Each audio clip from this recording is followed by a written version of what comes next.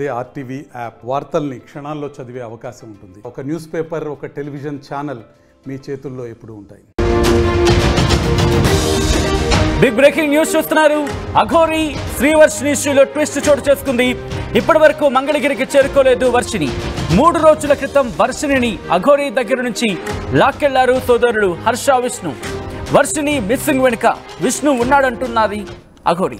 వర్షిణి కుటుంబంతో విష్ణు డ్రామాలు ఆడుతున్నారంటూ విష్ణుపై నిఘా పెట్టి కేసు నమోదు చేయాలంటూ కూడా చెప్పుకొస్తుంది ఆమె. శ్రీవర్షిణి క్షేమంగా ఇంటికి చేరుకోవాలంటూ చెప్పిన సందర్భం. ఈ నేపథ్యంలో ఆ రోజు మరి ముఖ్యంగా గుజరాత్ లో ఏం జరిగిందో విజువల్స్ మీరు చూడడం జరుగుతోంది. సో ఇటువంటి నేపథ్యంలో దాదాపుగా ఇప్పుడు శ్రీవర్షిణి ఎక్కడ ఉంది అనే క్వశ్చన్ రైస్ అవుతోంది.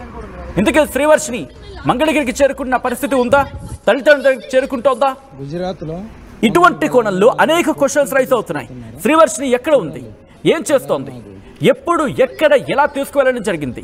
గుంటూరుకు తీసుకువెళ్తారు అనుకున్న నేపథ్యంలో ప్రస్తుతం గుంటూరుకు చేరుకుంటోందా, తల్లిదండ్రుల దగ్గరికి చేరుకునే అవకాశం ఉందా? ఇదే అంశానికి సంబంధించి అనేక క్వశ్చన్స్ రైస్ అవుతున్నాయి. మరి అఘోరి వర్షన్ ఏంటి, అఘోరి ఏమంటోంది తెలుసుకునే ప్రయత్నం చేద్దాం. మనతో పాటు లైవ్ లో జాయిన్ అవుతోంది అఘోరి. అఘోరి దగ్గరికి వెళ్ళే ప్రయత్నం చేస్తున్నాను. అఘోరి గారు, మాట వినిపిస్తోందండి? హలో హలో అఘోరి గారు, నా మాట వినిపిస్తుందా మీకు? వినిపిస్తున్నానా? హర మహాదేవ్, జై శ్రీ మహాకాల్. అఘోరి గారు, ప్రస్తుతం శ్రీవర్షిణి కనిపించడం లేదు అనే చర్చ జోరందుకుంటోంది. ఏం జరుగుంటుందని అనుకుంటున్నారు మీరు?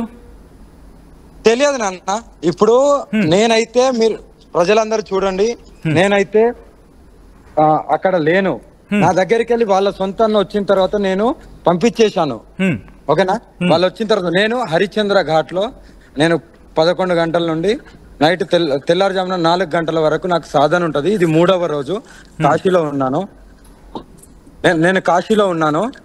నేను నా సాధనకు, నేను నా లోక కళ్యాణం గురించి నేను వచ్చాను. నాది నేను చేసుకుంటున్నాను.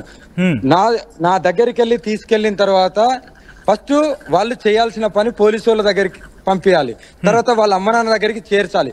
కానీ ఎక్కడ చేర్చకుండా ఎందుకు తిరుగుతున్నారు? ఇంకేమన్నా నిందలు వేయడానికా, లేకుంటే ఇంకేమన్నా చేయడానికా? ఆ ఆడపిల్ల మీద ఈ విష్ణు అనే వ్యక్తి వాళ్ళ ఫ్యామిలీతో ఎందుకు ఇంతగానం ఆడుకుంటుండు? ఎందుకు ఇప్పటిదాకా ఇంటికి తీసుకెళ్లలేదు? ఇప్పుడు ప్రజలందరూ నన్ను విమర్శిస్తూ ఆడపిల్లని పంపించాలి అనేవాళ్ళు క్షేమంగా ఇంటికి తీసుకెళ్లకుండా ఎక్కడెక్కడనో తిరుగుతున్నా అతని దురుద్దేశం ఏంటిది? ఆ ఆడపిల్ల నాతోని పంచుకున్న మాటలు నాకు ఇప్పటికీ కన్నీటి బొట్టు వస్తుంది. ఆడపిల్లల గురించే కానీ పోరాడేది. ఏమంది మీతోని? ఆమె చిన్నప్పటి నుండి, ఆమెకు ఎప్పుడైతే 10th అయిపోయిందో అప్పటి నుండి ఆమె పడ్డ కష్టాలని నాతో చెప్పుకుంది.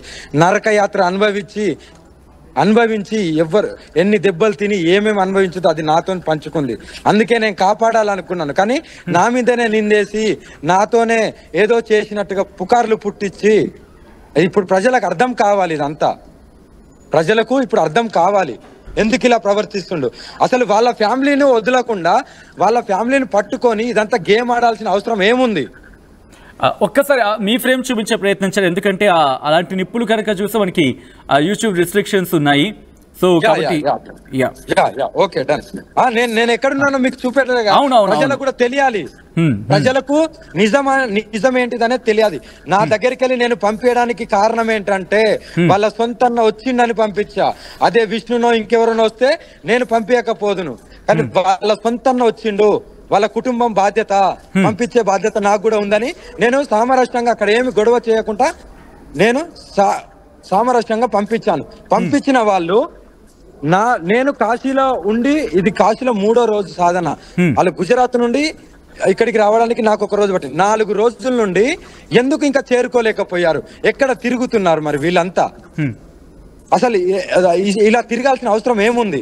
ఆ పిల్లని ఏం చేద్దాం అనుకుంటుండు? ఆ పిల్ల గురించి, వాళ్ళ కుటుంబం గురించి ఈ విష్ణు అనే వ్యక్తి ఎందుకు అంత తాపత్రయపడుతుండు? ఎందుకు వదలలేకపోతుండు వాళ్ళ కుటుంబాన్ని? ఈ విష్ణు అనేవాడు కిరాయి ఇంట్లో ఉండి వాళ్ళ తల్లిదండ్రిని ఈ ఆడపిల్ల మీద ఏదైనా ఉద్దేశం ఉందా, లేకుంటే ఈ ఆడపిల్ల జీవితాన్ని నాశనం చేద్దాం అనుకుంటుండా ఏంటిది? నేను ఎందుకు ఈ మాటలు అంటున్నా అంటే, ఆడపిల్ల నాకు చెప్పిన ఆ విషయాలు నేను బయటికి చెప్పలేను. నా బిడ్డ చెప్పి నన్ను నమ్మి నా దగ్గరికి వచ్చింది. కానీ నా మీద ఎన్ని నిందలు వచ్చినా నేను మోస్తున్నాను. ఎన్ని నిందలు వచ్చినా నేను మోస్తున్నాను, మోయాల్సిన బాధ్యత నాకు. ఎందుకంటే నేను ఏది చెప్పను ఆడపిల్లల మీద. నేను ఆడపిల్లలను కాపాడుకోవాలి, ధర్మాన్ని ధర్మ పోరాటమేగా నేను చేసేది. ఏదో ఆశించి అయితే చేయట్లేదు ఇక్కడ. కానీ ఎందుకు ఇలా దొంగచాటుగా దాక్కోవడము? కానీ బహుశా అఘోరి మీరు అన్నట్టుగా కొన్ని చెప్పుకోలేని ఉంటూ ఉంటాయి, కానీ కొన్ని సందర్భం వచ్చినప్పుడు వాటి గురించి ప్రస్తావించాల్సి ఉంటుంది, కాస్త డెలికేట్ గా హ్యాండిల్ చేస్తూ. అలా మీరు కొన్ని సందర్భాల్లో చెప్పిన సందర్భాలు ఉన్నాయి. అటువంటిది ఏమైనా ఇప్పుడు మళ్ళీ టచ్ అవుతోందా? 100% అన్న. వాడికి దురుద్దేశం ఉంది, ఈ పిల్లని మొత్తం వెంటేసుకొనే ఉండాలి కాబట్టి. ఆ పిల్ల లేకుంటే వీడికి జీవితమే లేదన్నట్టుగా వీళ్ళ కుటుంబాన్ని కూడా గుప్పెట్లో పెట్టుకొని వాళ్ళ సొంత అన్నయ్య ఎవరైతే ఉన్నారో ఆయన వీళ్ళ పాపం వీళ్ళ తల్లిదండ్రికి ఏమీ తెలియదు, అమాయకులు వాళ్ళు. నేను చెప్తున్నా కదా, వాళ్ళ తల్లిదండ్రికి ఏమీ తెలియదు.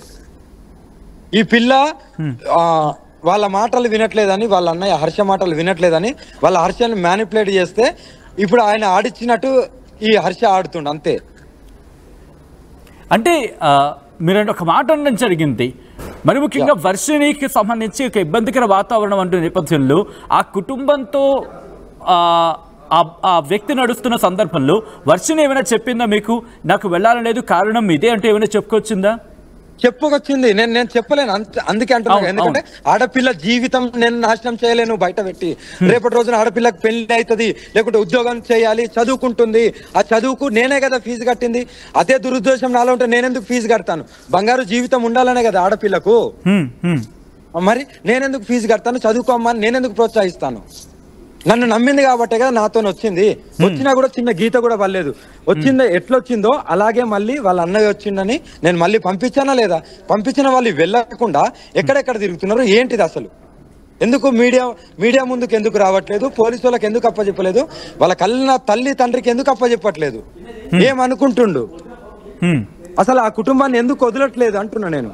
ఇప్పుడు ప్రజలు చేయాల్సిందల్లా అఘోరి నుండి ఆ అమ్మాయిని కాపాడండు అనడం కాదు, ఇప్పుడు ఆ విష్ణు నుండి ఆ కుటుంబాన్ని, ఆ ఆడపిల్లల్ని కాపాడండి. దయచేసి చెప్తున్నాను, అఘోరి ఏ తప్పు చేయదు. ఎప్పుడు తప్పు చేస్తే తల వంచుతుంది, కానీ తప్పు చేసేంత స్థితి కూడా నాకు రాదు. ఇక్కడ కాటిలో ఉన్నానుగా, కాటి మీద ఒట్టేసి చెప్తున్నాను. ఆ ఆడపిల్లని ఇప్పుడు ఎవరైతే నన్ను విమర్శలు పాలు చేశారో, ఎవరైతే ట్రోలింగ్ చేశారో వీళ్ళందరూ ఇదే ప్రజలు. పోయి ఆ విష్ణు బారి నుండి వీళ్ళ ఫ్యామిలీని, ఆ ఆడపిల్లని కాపాడండి. నేను చెప్తున్నా కదా, ఆ ఆడపిల్లని కాపాడుకునే బాధ్యత మీకు అందరికి ఉంది. లేదంటే ఆడపిల్ల జీవితం మీ కళ్ళ ముంగట్నే ఇప్పుడు కాకుండా ఇంకో కొన్ని రోజులకో ఆ ఆడపిల్ల జీవితం నడి రోడ్డు మీదకి వచ్చి సర్వనాశనం అయిపోయిన తర్వాత ఆ రోజు అఘోరి మాట వింటే అయిపోవు అనే స్థితికి రాకండి.